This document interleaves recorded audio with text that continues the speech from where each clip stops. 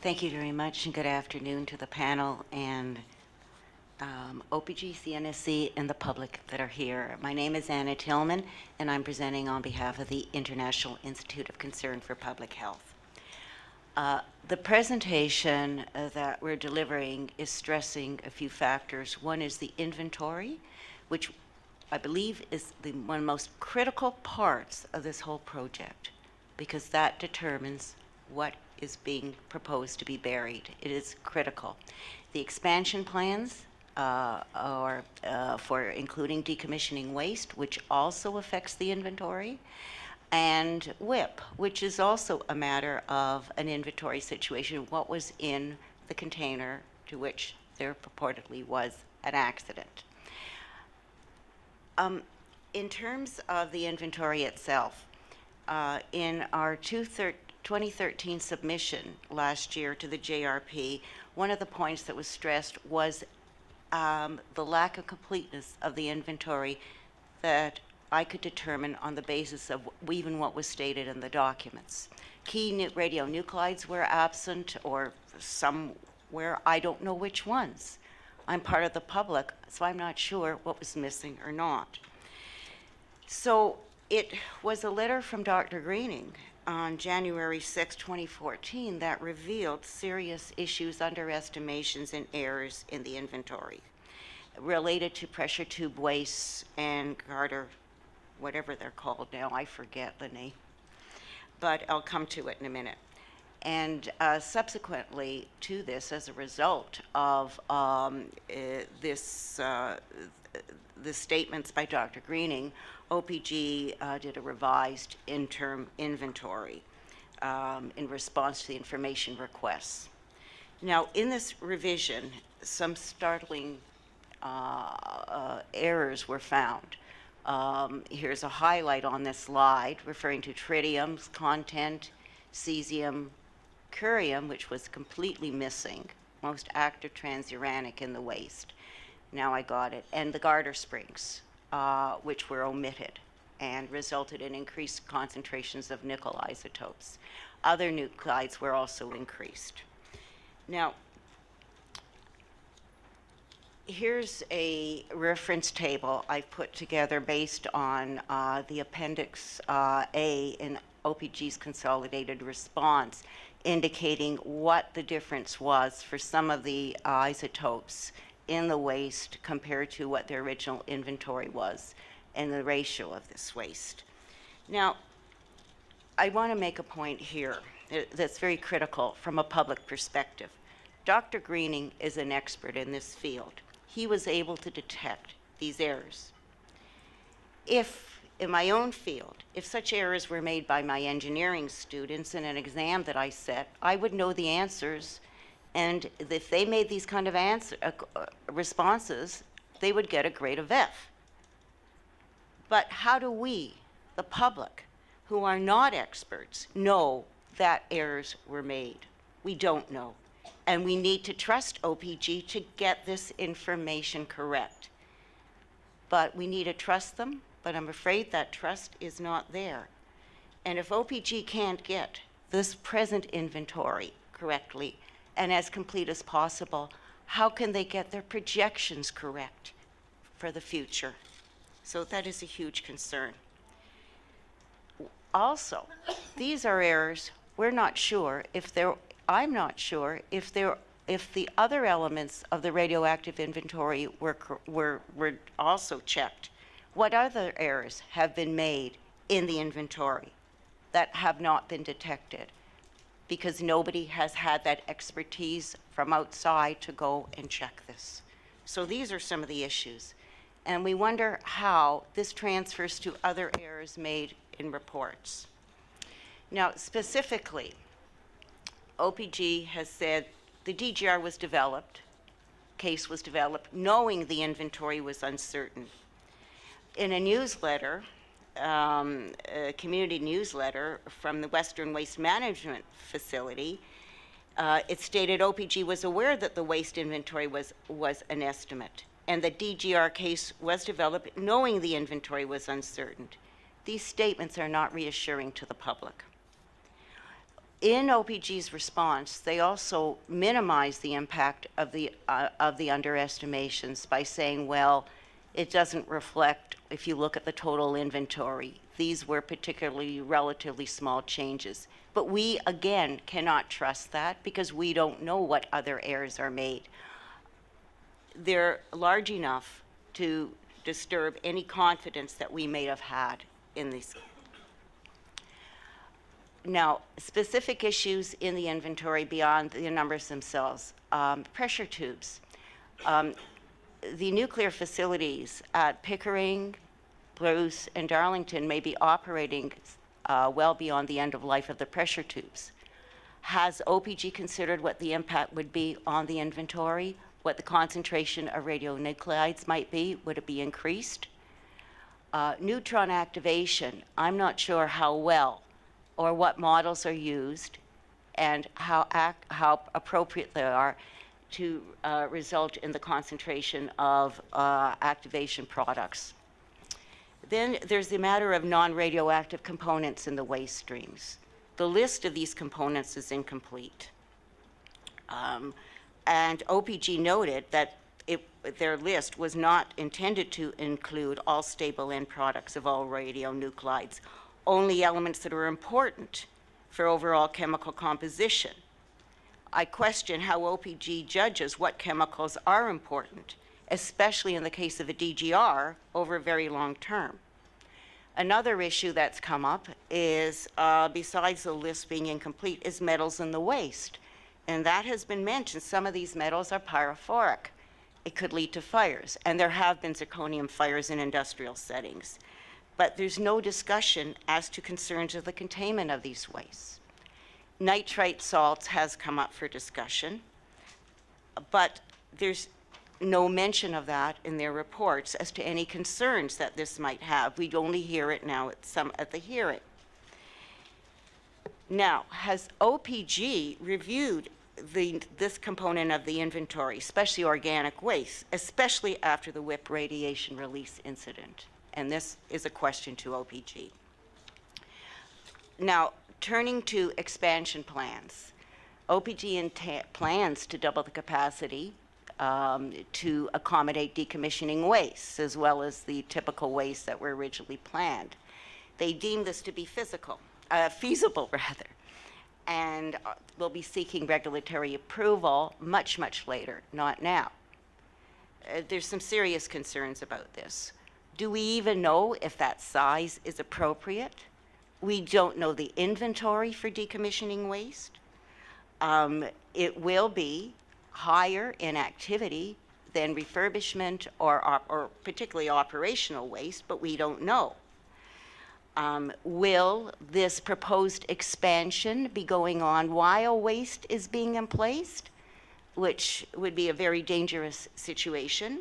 We don't know, because this has been pushed to the future. And that's rather disconcerting. And then, does such an expansion open the door for potentially storing high-level waste spent fuel in this DGR? What other things might happen in the future that aren't on the table right now? Just a note about decommissioning waste, because the activities of some of the key radionuclides are significantly greater, it could lead to an increase of gas generation within the repository. But OPG seems to be confident that this increase would not significantly adversely impact, contribute to adverse dose impacts from disruptive scenarios, and they're always considered unlikely. Questioning, on what basis are they considered unlikely? Acts of terror are unpredictable. You can't reliably estimate their probabilities. So here we have no inventory, nothing presented, nothing can happen. So I just conclude that OPG has an extraordinary crystal ball that the rest of us don't have, that they can foresee in the future without having any facts to depend on. Now, because we don't have an inventory of decommissioning waste, any inventory that's presented here or projected for 2062 is incomplete. You can't just say we're going to add this and then have a projection to 62 that doesn't include the potential, even if it doesn't happen, of storing decommissioning waste. One issue, too, as we move into the future, we've heard a lot of talk about waste acceptance criteria and how these change on a regular basis. They're reviewed and they're changed in a few years. Again, from the public perspective, I'm not sure what that can imply as to what is allowed to be in the waste in this DGR. It's a very vague statement to make that, yes, we do change these, and in what way do the definitions of the type of waste change? Because they're not exactly clear either. Do you establish clearance levels more so you don't have to look after this waste? So these are problems here. Now, I'd like to now turn to WIPP. And we've heard a lot about WIPP yesterday, of course, but because it was part of my presentation, I will go ahead and move with it. This is just a slide giving the background to WIPP, and I will go through slides that repeat some of the same messages so we don't hear them twice or more. The two incidents of concern, of course, are the salt truck fire, the underground fire, and the radiological release event. And as we know, RIP's been closed pending further investigation. In terms of the underground fire, we know that soot was released into the underground and still lingers there. We know 86 workers were there when the fire occurred, were evacuated, but there was some confusion, and some of the workers were transported to the Carlsbad Medical Center for treatment. In terms of the radiological release event, there are elevated levels of americium and plutonium above ground.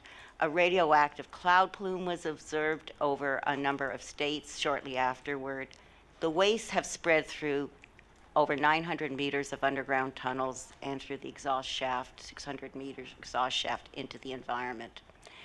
Now, information hasn't been exactly forthcoming to help us. I understand CNSC's made use of the WIPP website, as had most of us in the public, but there's a lot that isn't coming forward. So this was a plume map done by the National Oceanic and Atmospheric Administration shortly after the radioactive release.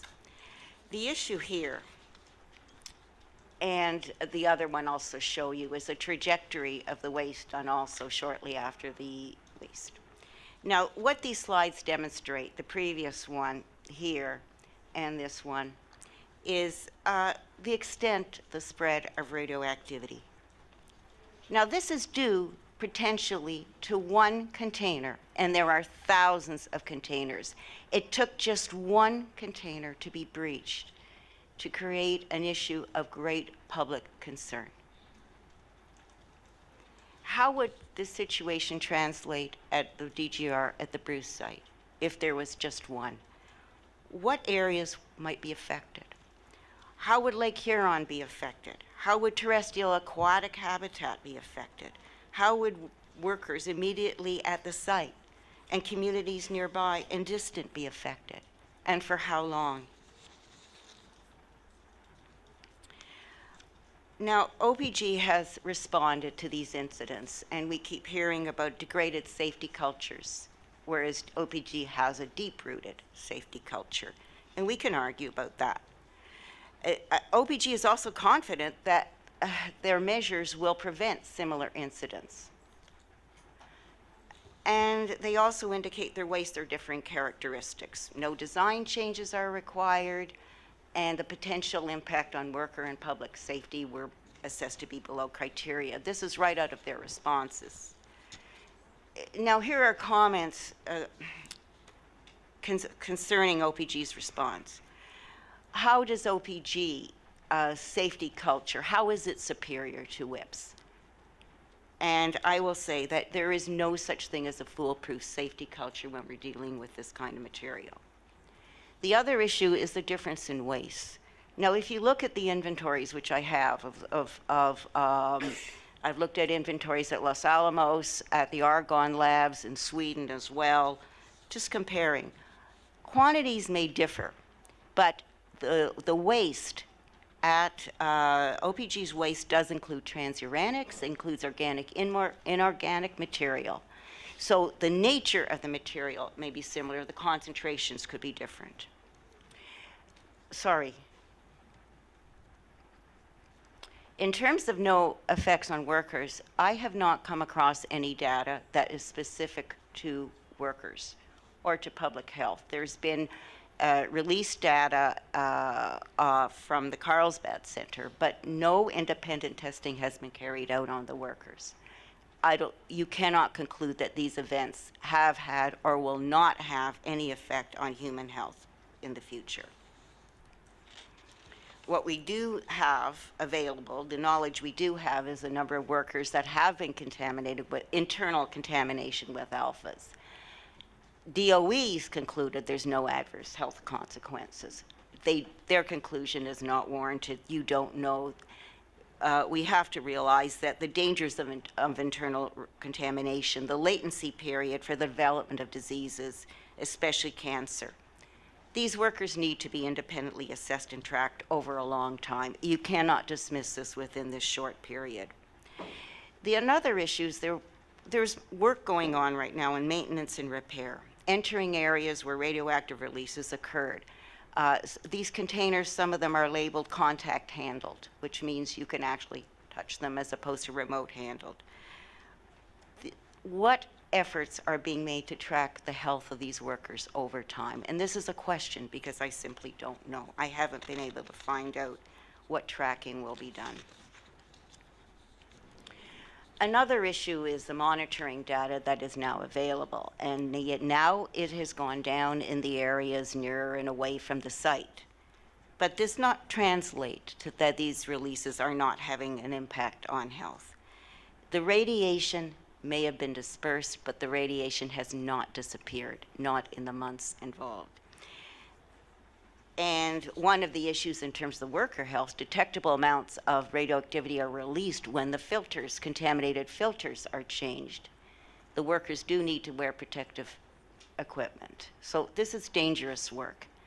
And as yet, the level of radioactive contamination in the underground tunnels through which the release has traveled is not known. At least I'm not aware of it. And again, I am a public person in this. There's only so much information one gets from a public perspective.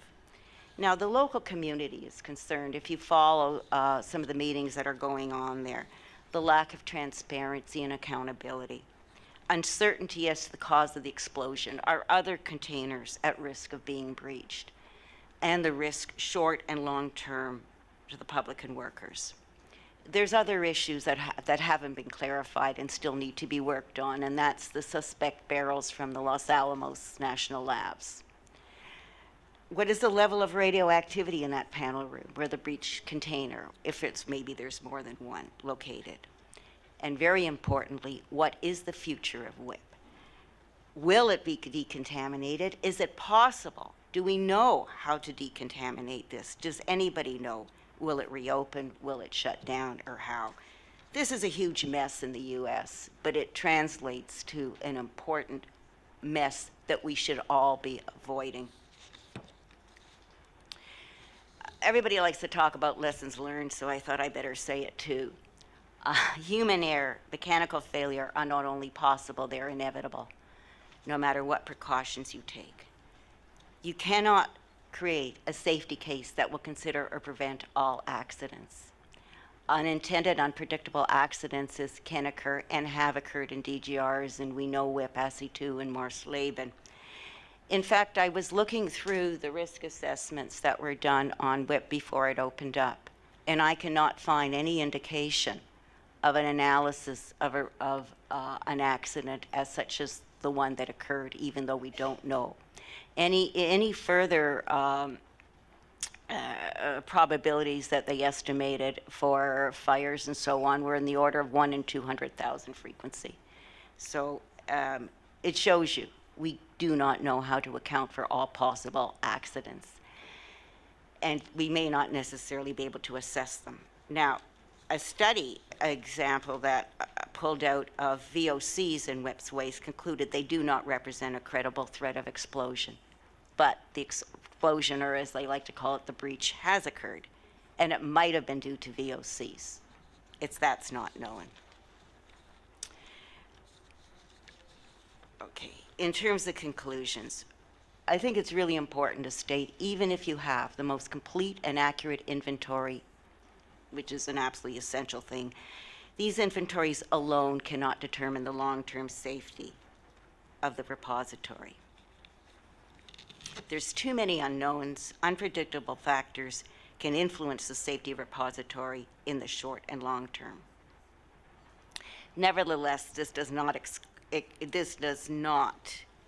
excuse the uncertainties, underestimations, omissions, and errors in OPG's waste inventory. Another issue dealing with inventory is the contents in each container, a factor which might not have been appreciated at WIPP.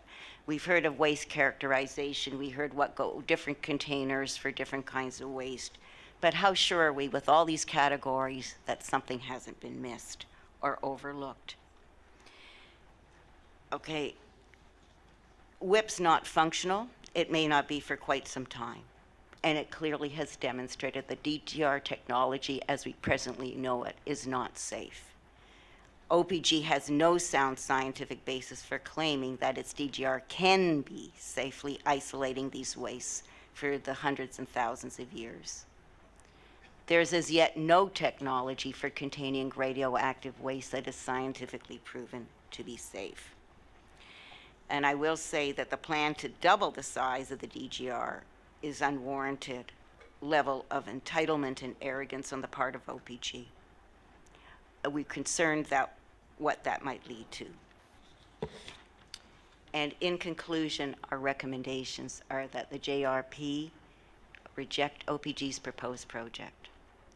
We further urge that JRP recommend that further research and study be conducted to develop the safest possible means of isolating these wastes, and to ensure that there is public transparency and consultation in this process.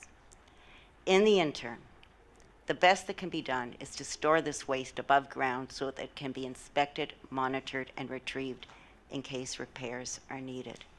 Thank you very much.